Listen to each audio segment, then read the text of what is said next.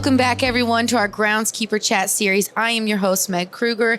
We are back from the trade show floor at Palm Springs 2025 SFMA Conference. I'm joined again by my wonderful co-host, Tyler Morris. Happy to be back. He has just been holding down the fort, man. You are the real star of the 2025 Groundskeeper Chat podcast series. So I appreciate you being here with me. And we have two wonderful guests joining us for this episode, Mr. Nick McKenna and Mr. Brad Finn.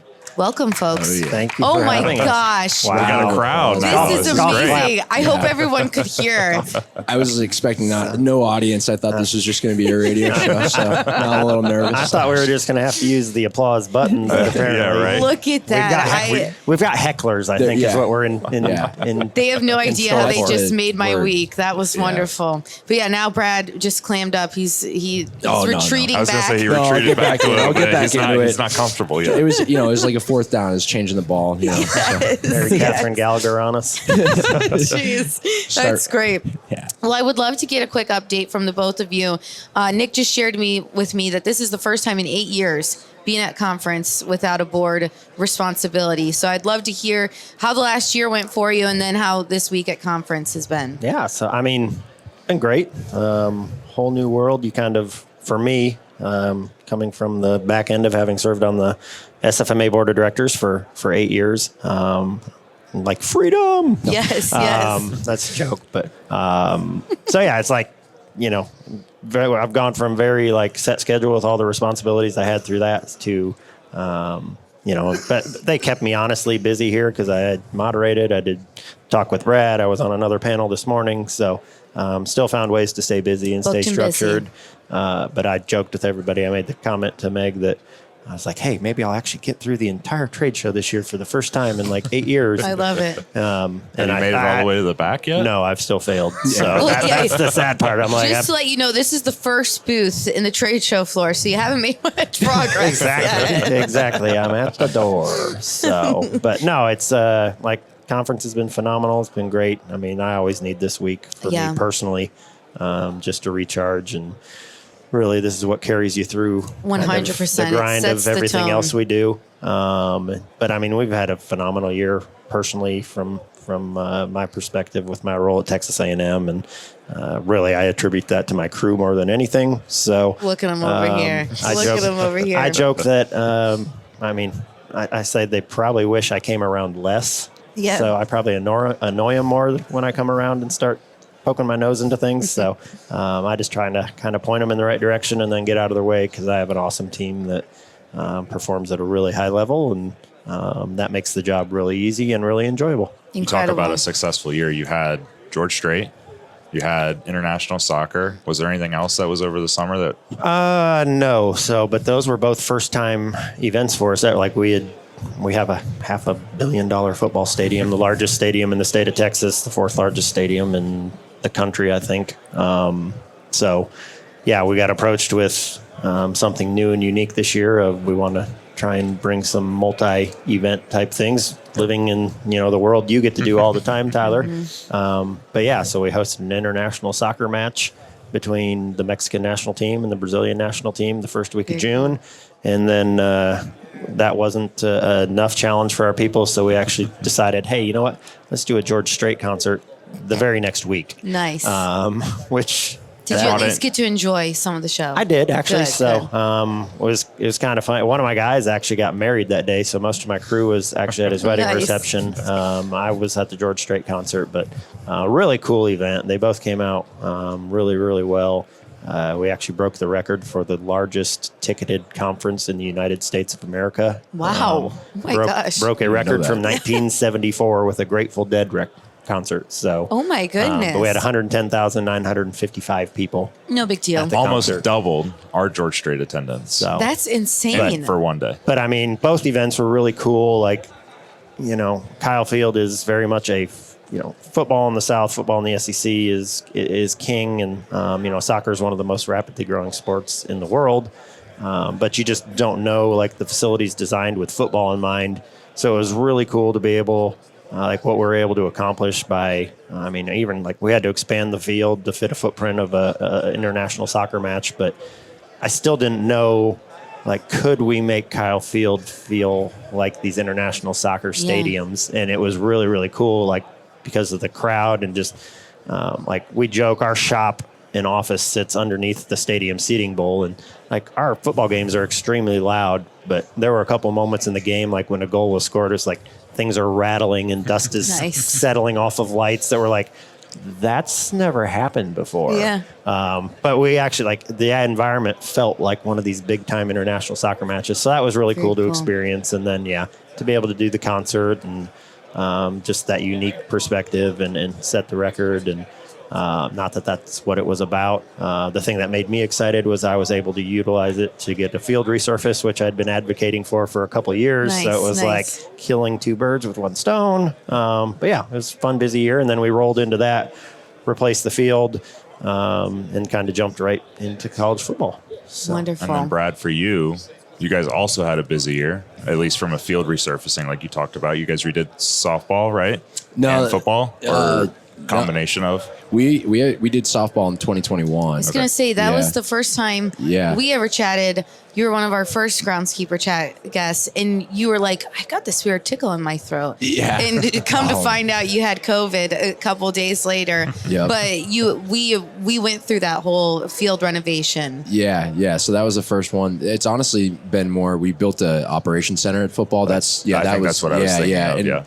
Had a crane on the field, and that had some challenges, but for our program, it's a step in the right direction, So I think any level of construction is pretty awesome at a college level, but I'd like some new fields. That'd be pretty nice. He also got an exciting new conference. Yeah, got a new conference. I was thinking, those are the big things. Yeah. Well, we got a new AD, we got a new head coach, and that's been exciting. So there has been a lot of changes. You were spot on. So, and it's like with softball too. I mean, I've been there 5 years. It feels like I've put like 10 years in 5 years. Yeah. It's like, I don't know how that's possible, but like I'm getting married in late April, and like that, and life stuff's starting to happen. Oh my goodness. Colby's having a baby. So I've got two young guys that are going to have to really step up, Nolan and Jake. So it's like, it's really growing, and our staff's growing. I've got new guys. Yeah. So like it's staff's been growing, right? Yeah. So or at least changing.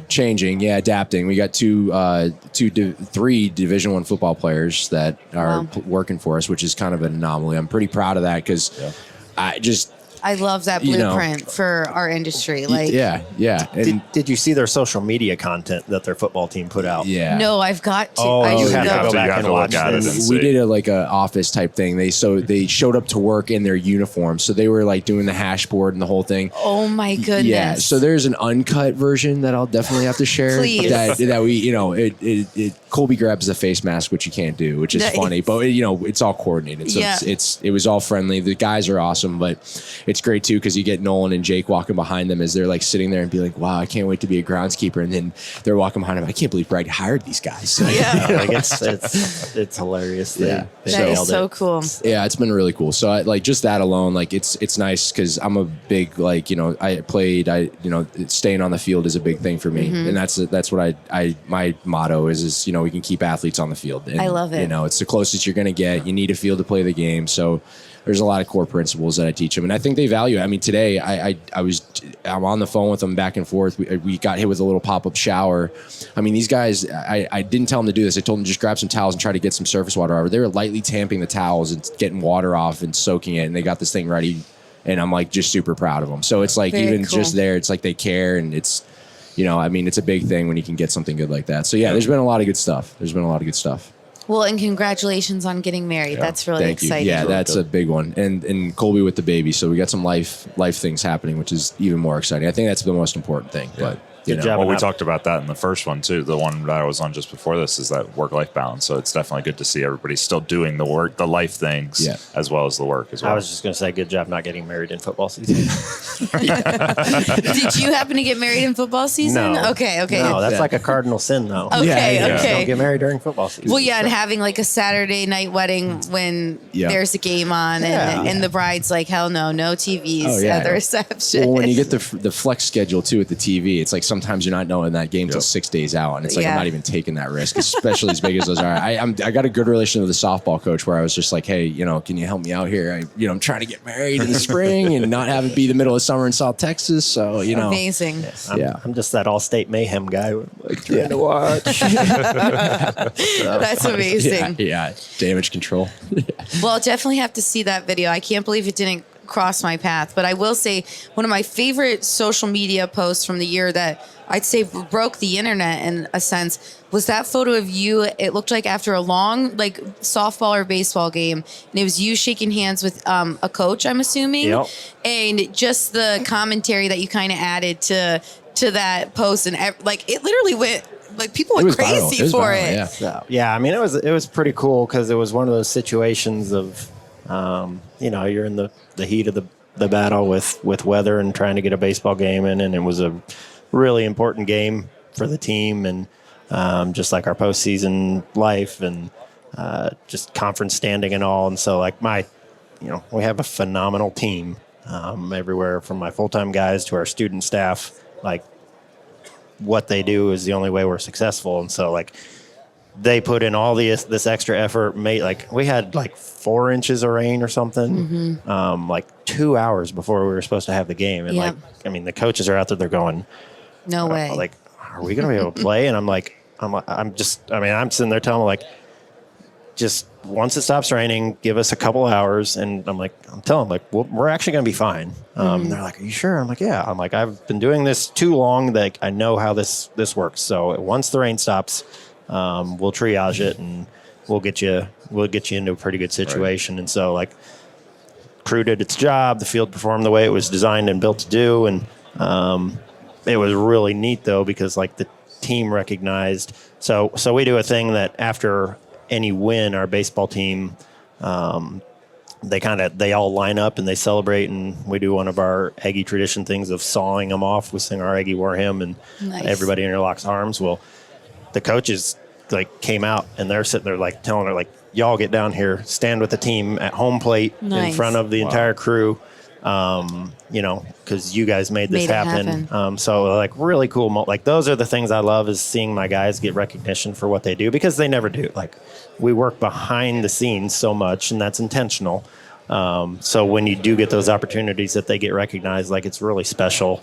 But our head coach made it a point to go around and shake, everybody's hand. So just our athletic department photographer, got the perfect shot of he and I dabbing each other up, and I love it. Just really cool shot. But it's nice to be recognized and thanked for what you do, because so much of what we do is about giving our athletes and our coaches and teams the opportunity to succeed. And so the focus is you want it to be on them. So it's nice when they can reciprocate every now and then. Right. Certainly. And Brad, I know when we initially talked, I was like, and what do you think? What are the chances you can drag Nick onto the show as well?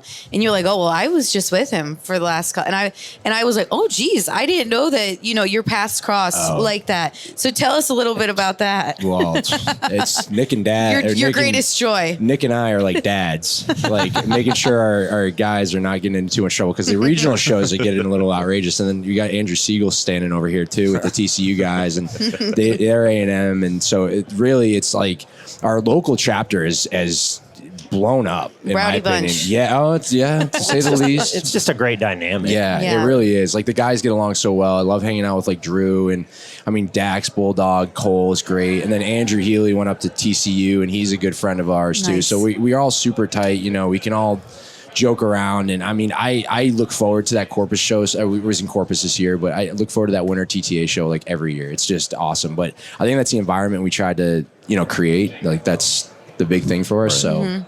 Very cool. I'm really happy with it. And were you guys painting for a bowl game when I had reached out to you? Yeah, so that was a national championship game, and that was with the Texans crew. And I got my other guy, Carson, here. This is his first conference. Okay, he's welcome, with the Carson. Texans. So he worked with me at U of H for a little bit. He's with the Texans. So I've gotten to know Kevin over there quite a bit. And again, that's the Houston area. It's just really blown up. We talked to Izzy. We work at the Astros too. So very cool. That allowed us that opportunity over there. But if you need a P-Rex or whatever, they'll borrow ours. We'll borrow borrow theirs. So it's really a fluid relationship. And I mean, very cool. Just as big of the city as it is, I mean, you need that. That tight-knit community. Yeah. Definitely. Yeah. In the week you reached out, like where he said we had spent the day together. We actually were both in Houston. We went to Dan Bergstrom with the Dynamo. Yeah. Okay. That's the one. That's they the one hosted the Division III National Championship, which is called the Stag Bowl. And yes. I can't keep up with this stuff. I'm telling you, it's like it's I kept giving you the softball. You did. I'm like, what are you talking about? I'm like, that was 2 years ago. I'm like, and then he's talking about. I'm telling you, it's like it's been insane. Like Well, that's why you got a good friend here. He picked it up where you were dropping it. That's steady. That's that unique, great camaraderie that we've been able to build in. Amazing. Like in our area, like we're all supporting each other, and it's like, hey, if you want to, like, it was a comment made in passing to Dan at our Texas Turfgrass conference, and I was like, hey, like, we don't have a lot going on that week. Like, if you want an extra hand, just let us know. Like, we'll help with whether it's machines, bodies, paint, whatever. And so like kind of over Christmas break, he sends out this text like, hey, here's our plan, timeline. So like Brad brought Nolan, I brought Jacob from my crew. We went up there. Dan had another guy and it was fun because we divided and conquered. Like Brad's guys did an end zone. Jacob and I did the on-field logos. The other crew did the other end zone. And then Dan's crew just did all the field line markings. And like we knocked out this whole field in very cool. like 6 hours. Yeah. Very cool. So, but like to be able to support each other in the industry and, be each other's biggest supporters and advocates and fans, it's just fun to be able to, and then cross collaborate and you go and you get to see the other guys, what they're doing and pick up tips and pointers. And that's the greatest thing I think about. So Texas is going to show up big next year. I think so. Well, I'm not even, we haven't even talked about him. I mean, you're talking to me trying to get on the board and do these things in advance in the sports turf realm. I got him in my back pocket. You know what I mean? It's 8 years of experience on this. So like he's really taken me under his wing on the board stuff. So I really appreciate that. Like he's been a huge resource for me. Like I'm super lucky to have him an hour and a half away from me. So I think he's calling me old. Nah, get out of here. Him and I are still doing it with these guys. We try to keep up with them. We go to dinner though, and do the adult thing. Then we'll go meet up with the kids after and have some fun. Nice, so nice. It's a necessity. Yeah. So it obviously the conversation leads well into what the topic of this was, which was obviously field painting. Which my question for you, Brad, was what's been your favorite logo to paint? Because you guys have obviously done a few different schemes, a few different colors. So like, what's it like being able to do that? I think I counted we did like 8 different schemes this year. So like how do you integrate those? Do you have any say in the design process? Like what does that look like for you guys? A lot of say, which has really been the key thing. Like, I mean, so our marketing department typically like defines like, okay, we're going to do homecoming this week. And, we kind of go from there for the most part. And then I like the blue field. The blue field that we added is awesome. That's just a super cool thing. The black field has been awesome too. We did spider webs the first year and got kind of, a little funny, but I think it's really nice in that sense. They're good with working on me and field health and the lifetime of the field. Like they look at that quite a bit. Not too much black paint, maybe a little less. Well, that actually helps, man. I resets my chrome rubber. I was saying that in my talk. I'm like, painting that over. So it's like all the red, the blues, and then the whites, like kind of get masked. That's so right.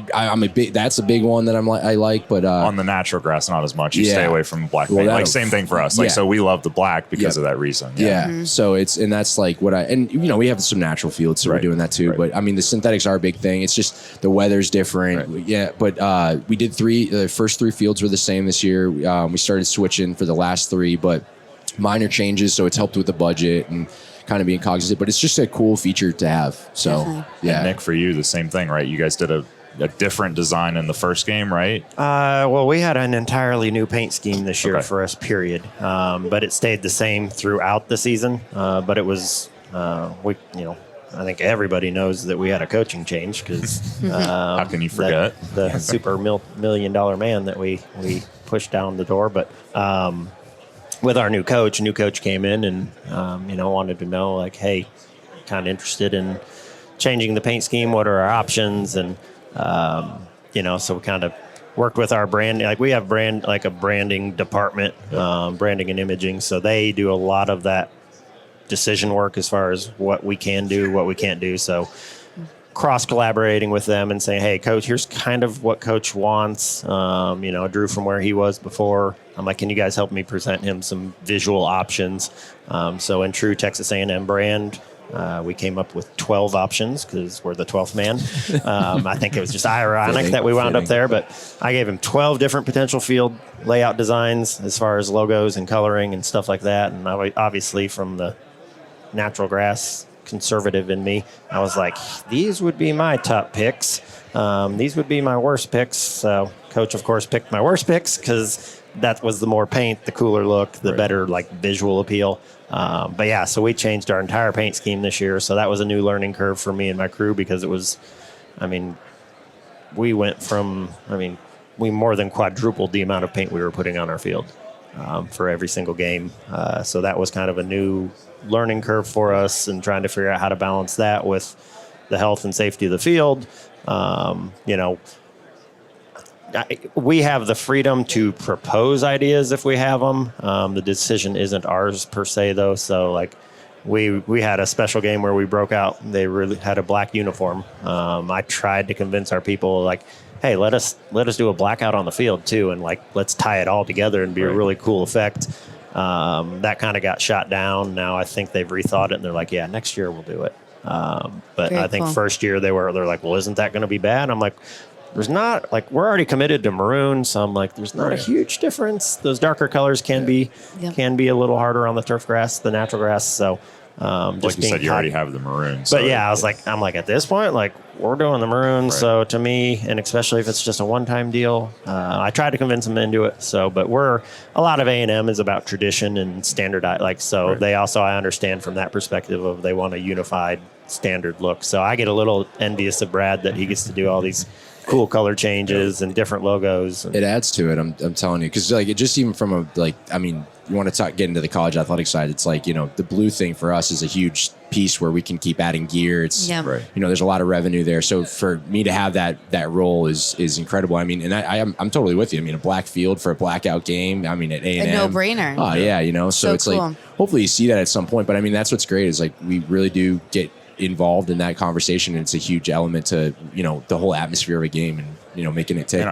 And our crew sees it as a way to like mix things up, right? So like I said, you have 8 different schemes, and if you're only painting one like for 4 games or something, that makes it just not feel like the season's so long, right? We go for 4 months every week, right? So being able to mix it up with Navy, being able to mix up a few different Jets logos in there, like that was fun just from a mental standpoint for the crew. The black as well. field looked great. I'm like, that's awesome that they're starting to do that. I think it's just cool to play with the jerseys and stuff. It gets the fans excited, you know. It's instead of just kind of the monotony. But again, I'm a tradition guy. Like I understand that aspect of it because 100%. we've got so many logos too. Like we have the block, and now we're going to the cursive. They had it beveled at one point, so we've had like 3 or 4 brands in the last 10, 15 years. So I think for us, like that's a staple brand. You see that logo, at us. We're still trying to find that identity. So it's kind of nice. Like, that's, I think, where your field is where your identity is, and like around your program. That's the most eyeballs. So it's really a big deal. So it's cool to play that part. Very cool. Yeah. And do you feel like, did you have to earn that seat at the table when you came into the organization to kind of be respected or called on to collaborate with, or did you feel like it was already established? Well, I'll be honest with you. I think the entire department was scared when they hired me. Nice.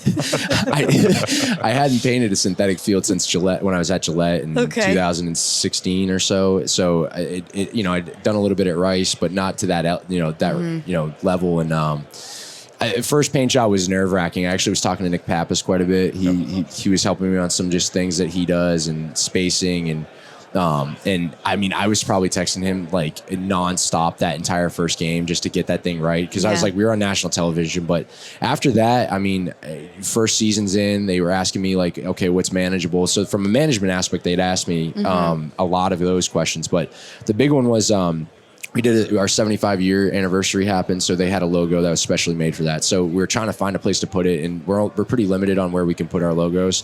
So I had to get a little creative. It was a 20 by 20. I was like, that's the size of one of our end zone letters. Let's switch out the O. It's a second letter in both words. So it was just something that I had to look at it. They're like, give me your idea, and I mentioned it, and that's what we did for the entire season. So it was cool to have that interaction. And then from there, it's like, I was like, the spider webs are a little not really football. Let's try to get rid of those. Like the black's pretty. Yeah.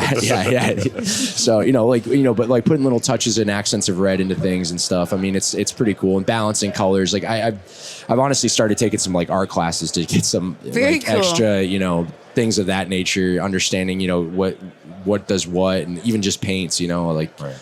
So it's been a different thing, but it's cool because 5 years in, they've really given me a lot of run. So awesome. I appreciate it. You got a Renaissance man over here. Yeah.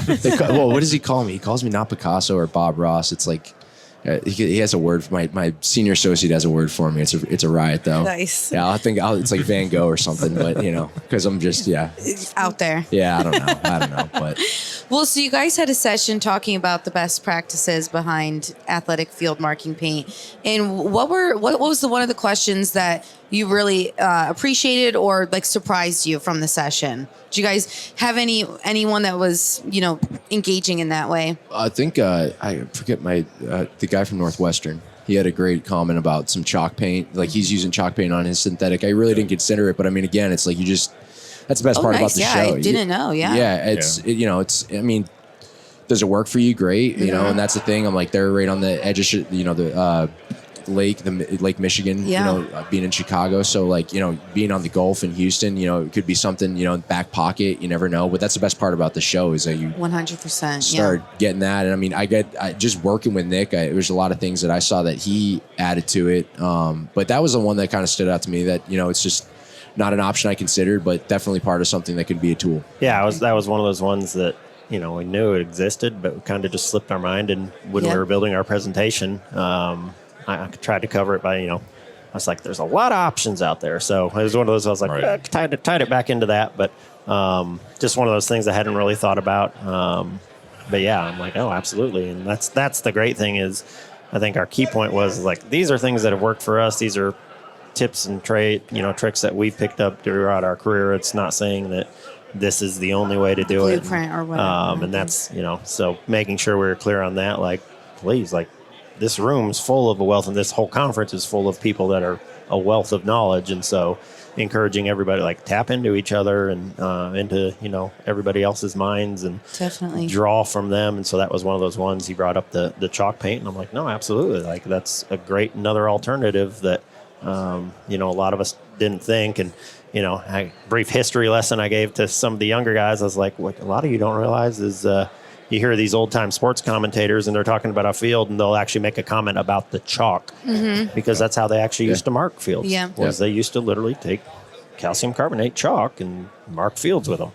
And so, like, it's one of those old-school mentality sport broadcaster reference points. Then you're like, yeah, we haven't used chalk to mark grass fields and I don't know, a long, long time. But it's like the word lit, it means cool, and that's progressed from awesome. So, but no, I honestly, like, even just that point, like, I've got a lot from Tyler, like when he had his like weather games, he had the tents out there. I mean, you were in my talk, you saw me with all the blowers stretched across the field. So it's like, it just, like, that's what it's all about. So even, that's what I said in my presentation. It's like, I've seen these things after and they've helped me. So I don't want to take credit for this being my own thing, but it's really just showing what we do at our facilities and what's made us successful. Well, and there's just so many different options and Pioneer's one of the leading example, like the suite of options that you guys present to the industry as a whole is like making,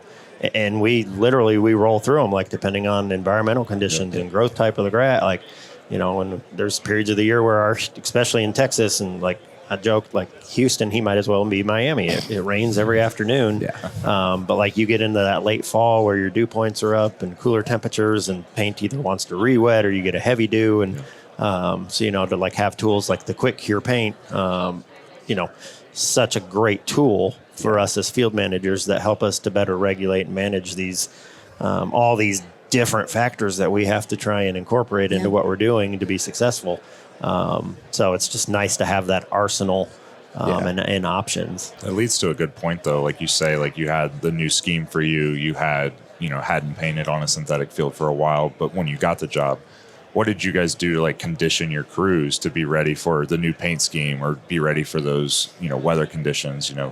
For us, we I had to teach the painters all new techniques. Raise your wand up. Don't have as, tight of a, don't have the wand so close to the turf. Like, so how do you guys condition your staff Well, to and like also work through that? do you guys have a lot of student workers where you're having to like redo that every year, kind of recondition them or teach them? Yeah, 100%. I mean, I've got a few students in it. Nick has the turf grass program, which really helps. But I've got a lot of kids that have stuck around from Houston. One kid right now, he really wants to pursue this and finance major, but I've never seen a kid paint a straighter line. I mean, he's like one of our best line painters, but he's just got a nag. Yeah, so it was great. But really what I was going to say is like the techniques aspect. Like, so Wayne Ward, I mean, like James, there he is. Yeah. James Appleton, these two guys right here, they came out and helped me. Like Matt Tobin, like I talk to Doug all the time. I'm like Darren, all my local reps, like Eloy I talk to. I mean, I think Pioneers position themselves so well where they're getting these guys that have moved on from the industry, but they have like such great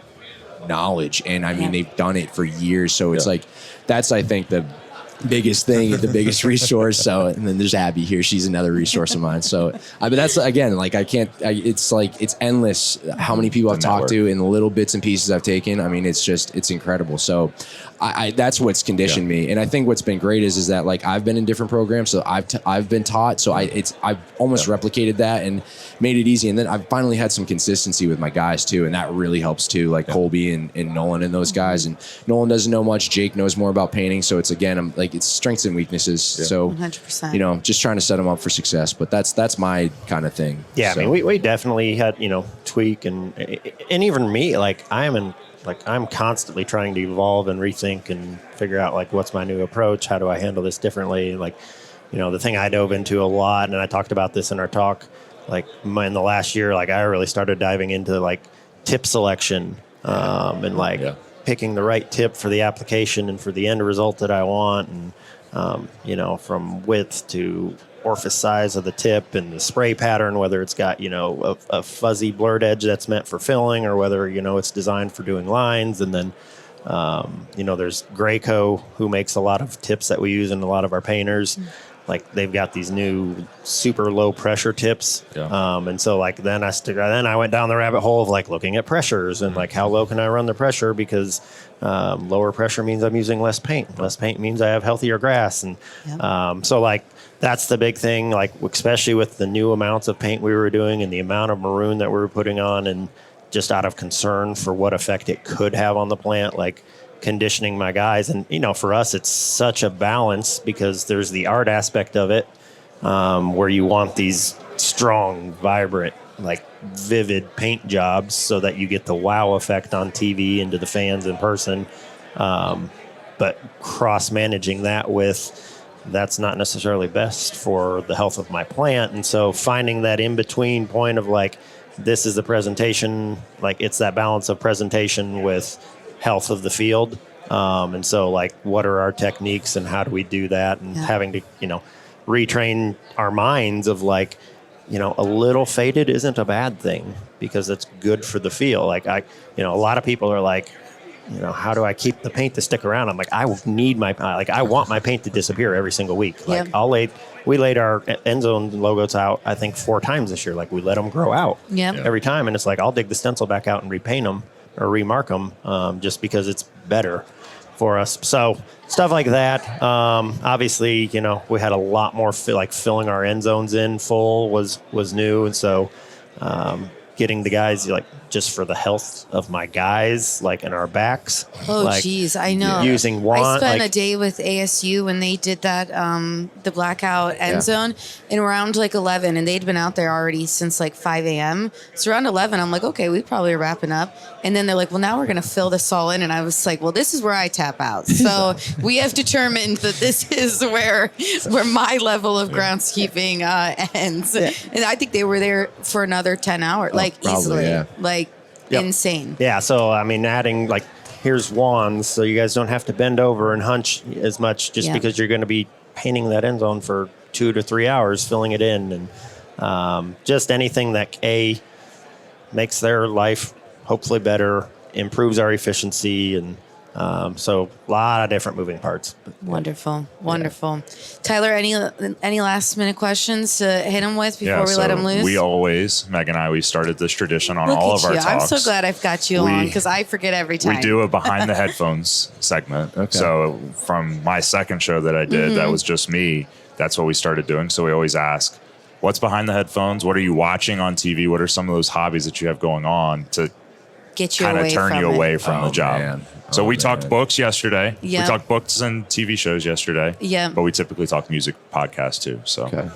Well, I'm into baseball cards right now. I'm getting back into those. Very cool. Yeah, those are making a resurgence. I They're feel making like a huge resurgence. I And love it. So the kid with the Texans has got me hooked on them. And so the head guy at the Texans, Kevin Hansen. I've never seen like you light up the way. I was gonna say, I was like, turf's great and all, but you got to have your, you get out things. I mean, I got some dogs and cats at home, so Nice. my fiance, we're planning the wedding, so that's got a lot. Yeah. But yeah, baseball cards have been big, and then Fortnite. I've been playing some Fortnite. Hell Yeah, yeah. got to jump in with the squad. A couple of the guys play, so when we get home at night, we'll Yeah. play. Nothing at work, but Oh my goodness, so that's amazing. you must have found the one of one Paul Skeens No, rookie no, card no, then no, if you're no. that big into it. I'm not. I don't have that type of luck. If the casino would tell you otherwise, that I was at the last couple of nights. So, but yeah, no, like that. I mean, I like to get outside, work out. The kind of that stuff. I like to cook. I know you like to do that. So I was like Talked that. about that a little bit Yeah. too. Yeah. Yeah, I was like, I'm on my sourdough journey. Oh yeah, that's a big one right now. I'm now we haven't bought any bread products for probably 4 months. I make all tortillas, sourdough, sandwich bread, muffins, everything That's at awesome. home. Yeah. Next is a homestead. Like that. I'm on the gateway drug right now. Yeah, I did this the meat smoking. I got the Traeger Nice, grill, nice. so I'm like, Yeah. that's like my big thing. Anytime I get a weekend, I'm trying to get something. What's on your there. favorite one you've made on it so far? Man, well, pork butt I've got Pork nailed. butt, Pork okay. butt, full chickens are pretty good. I haven't nailed the brisket yet. That is a science. Yeah, that is truly. I'm not even close to that. But I have if you find some good brisket, I've got a sincere appreciation for it. So Well, the good news is there's never a short supply of that around That us is in Texas. So, very true. Even if you screw it up, it's like, oh, okay, I'll just Get another one. cruise 10 That's the minutes around unfortunate and go thing get for some. us. We're too far away from it, so I haven't Yeah. had any good barbecue in a while. So you start talking about barbecue, mouth I know, start yeah, watering. truly. Like, Truly. I'm gonna seize up from the salt though. I can't keep doing it. That's no, I'm just kidding. But yeah, no. I need to hear what Nick does. Yeah. I was gonna say, I'm curious. Yeah. Yeah, I mean, my role, like, I don't get a whole lot of headphone time anymore, to be honest. Yeah. Like, I rarely get seat time. I mean, when I do, like, I have a very eclectic, like, music. Like, I listen from everything like classical to rock to 90s rap. I mean, went out and karaoke'd last night. Oh yeah. Dropped some Okay, I Ice gotta know Ice Baby on what people. it is Oh, about man. groundskeepers and karaoke. You guys live for You it. couldn't pay Like, me enough to get up on a stage. and try to do Truly, it. I couldn't do could it. sit here and do this all day. My worst nightmare would be getting up and singing karaoke. So Jennifer from SFMA headquarters staff and I were Holding the fort down? Yeah, Any we were duets or were like- rocking a mic like a vandal, literally. I Or as love say, that You for said he you. was going. I was like, I'm going the other. So- I'm going the other. She and I had joked about it like since last year's conference, and so like she's like, "We're going," and I'm like, Oh my gosh, All right, that I'm makes not me gonna so let you down. happy. So- I hear that the karaoke party tonight is at that hotel Zozo or whatever Okay. it's Really? called. Yeah. So, but yeah, I mean, when I do get some headphone time, I kind of mix it up between just music. My guys make fun of me because I still use Pandora radio, and I'm like, it's free. I don't care. Like, I don't even hear it. It's background noise for me most of the time. Yeah. Like, I don't notice the commercials. A lot of times in my truck, this is how I'm turning in. I know I'm turning into an old man. Like, I listen to talk radio or sports talk radio. Love it. College sports But one talk. day you'll hear Brad on there because look at him. So- Yeah, He's I know. right Yeah. at home. I'll be honest with you. I went on the coaches show this past football season. My coach invited me on, and I clammed up. I couldn't do it. I was like, honestly, so I was like, I already had a dry run of this, and I was like, so I felt a little more comfortable coming on. But I'm like, I'm not good with the mics. Even the singing, I don't even know how you could do it. I mean, hobbies, I need to develop some. I always joke, I'm like, I am the poster child for poor work-life balance. But I love what I do. And so, like, Truly, that yeah. way it never bothers me. But Well, I you do guess, the dogs. You got the dogs. as I with say, Holly. I'm a bit of a puppy wrangler at home. My wife and I work very closely with our local pit bull rescue Very cool. organization called Make a Stand Bully Rescue. And so, like, at any point in time in my house, like we have 3 dogs of our own, all rescues, and then at any point in time, we have it almost continuously 1 to 2 like puppies in our house. So like you see, I've got a scratch on my nose right now. That's a puppy claw that got me the other week. Nice. Or, I've got cuts on my hand from where they've got razor blade teeth, and they like to gnaw on me. But so that's why I joke, I'm just a puppy wrangler at home. And, when I get, I just enjoy time getting to spend time with my wife, and it doesn't really matter. Half the time I'm not paying attention to what we're watching. It's just whatever. Yep, So. just getting to put those feet up. Do you guys have any concerts you're set to host this year, or As any far you as can talk about at least? As far as I know, we have nothing on the docket this year, which is actually like shocking to me. I mean, I've had a few conversations here and there, like we got a soccer game request for around this time, and I'm like, okay, we can do that. Let me know. Yeah. But then no follow up. Haven't heard anything. So I think just the landscape of college athletics right now is kind of in a flex change unknown. So I have a feeling we're kind of waiting to see how the dust settles from that, and then we'll figure out what our model is and what types of events we do. But that's one of those things. Like I try and I try to say yes as much as I possibly can to our people for stuff like that. So that when I do feel strongly about saying no, it usually has some weight to it. And so that's kind of always been my proactive Cardinal approach to rule it. right there for sure. And it's served well. And, that I learned that from those way before me. So Love it. I keep DMing Zach Top to see if he'll come and play at U of H. So, but he hasn't got back to me. He's playing at the rodeo though. I saw, yeah. so that's good at least. He's a rock star. He was good. I forgot where we saw him. I forgot who he toured with. Do you remember? Who he went on tour with? Well, my guys went down to it was like Rosenberg. That's it's like Southwest a little bit, but he did a rodeo there, and he went on that, and they loved him. So he played with Lainey Wilson. I saw him in Radio City. Yeah. Radio City Music Hall with Lainey Wilson. Yeah, And then that was when we saw him. he was on the New Year's show, the Country New Year's Countdown Yeah. too. Who is He this, was on there, Zach too. Top? Zach Top. Zach He's Top. the new one coming up. All of our guys love it. He's from Texas, right? Yeah, he's a Okay. Texas country singer. I'll add him to the list. I just heard his name the other day. That's one of the great things about getting to work with like these college guys is they kind of keep me up in tune on Keep you fresh. a lot of these new songs, and so that's up why up on that hip I mix it lingo. up. Yeah. And obviously working the podcast, working y'all's podcast, working the Tiger Turf Talk one, like anything that I can. I love hearing about other people's stories in the industry. That's fun because I'm. I love advocating for our industry and our people. And so learning people's background stories and making that connection is just so fun. Well, I appreciate you guys hopping on because I think anyone that listens to this episode will get a lot from it. So I appreciate both of you. And you really brought the energy as we're kind of closing things out here. So I appreciate it. Yeah. No, thanks for having me. It was good talking to you guys. Awesome. Thank you guys.